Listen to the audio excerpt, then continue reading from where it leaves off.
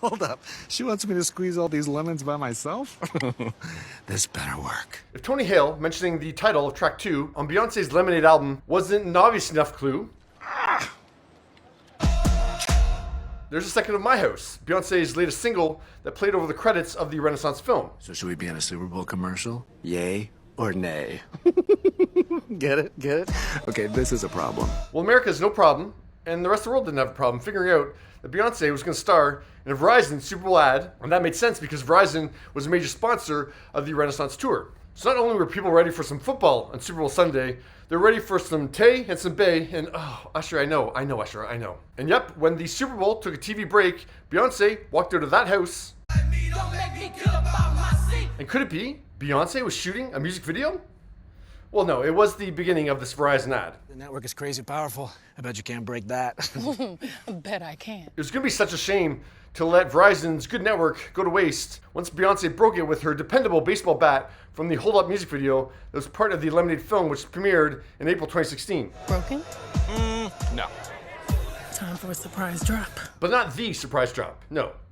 Now, the rest of Beyonce's attempts to break Verizon's networks were all fictitious. There was a Beyonce B saxophone album. Introducing Beyonce at Bar Bay. Beyonce leaping over Veep and going right to the Oval Office. That would probably happen. I thought you meant in the sphere. No, on the Sphere. But then a reference to the venue that will surely house Beyonce soon. The Sphere in Las Vegas is where the rumors have Beyonce doing a residency. How about the first woman to launch the first rocket for the first performance in space? I could very much see that happening. But yeah, this is a great commercial, like a lot of fun. But yeah, it was a lot to take in, so I think I'm just gonna need a moment to just like, whew, because yeah, wow, there's... They ready. Drop the new music. I'm sorry, what? Drop the new music. Yeah, after that ad ran on television, it was posted on Beyonce's Instagram, and then another video was posted on her page with no caption.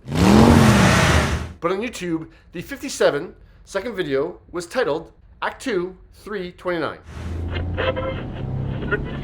So I thought it, you thought it, and immediately brought to mind... Sure you want to do this, honeybee? The music video for Telephone, the Lady Gaga collab track that actually appeared on Gaga's The Fame album. We got Cherries, I think it's the car air freshener, Goodbye Lemons, and we're turning that cherry out this time around. The ending has a group of individuals looking up at a billboard. Cue the music. Lay your cards down, down, down, down. The Act 2 of this 3-act Renaissance from Beyonce is a country album. There's a sign of Texas. The one thing that actually popped to mind was Kelly Clarkson's also from Texas. So maybe this is time for a duet. Everybody get up on your feet. And put them hands together. I'm sure this came about because Beyonce performed Daddy Lessons on the 2016 CMA Awards with the Chicks, and Kenny Chesney looked elated that she was performing.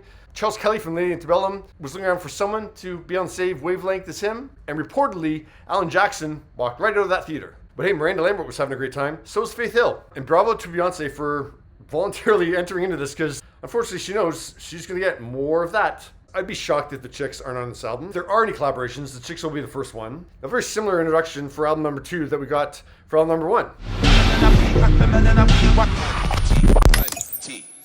When Renaissance was released in July 2022, Beyonce posted a lyric video for all 16 tracks, including track 5. Energy. Now, in addition, for the first single, Break My Soul, it got the official visualizer treatment. You won't break my soul. You won't break my soul. Which didn't actually feature the real-life Beyonce. It just included like a photo, digitized, and put to a computer, like, I don't know, animation, whatever it is. It wasn't really Beyonce. After watching this new teaser, I saw the thumbnail for the official visualizer for Texas Hold'em. I assumed the image that was in the thumbnail was just going to be the still image that I watched for 4 minutes as I listened to that song. Okay, click. We have visuals, people. We have visuals. We are not the visuals anymore. Oh my God. This ain't Texas. Ain't no Hold'em. It is only 16.9 seconds of a visual that then loops for the rest of the 3 minutes and 57-second long song. We'll take it. Now we're going to talk about the actual songs in another segment. It's just too much to do here. Now as I listen to Texas Hold'em, I see in my YouTube sidebar the thumbnail for another Beyonce song, 16 Carriages official visualizer. We're getting more visuals? 16 carriages driving away while I... Now the visuals for 16 Carriages is actually 35.7 seconds. We are living the life here.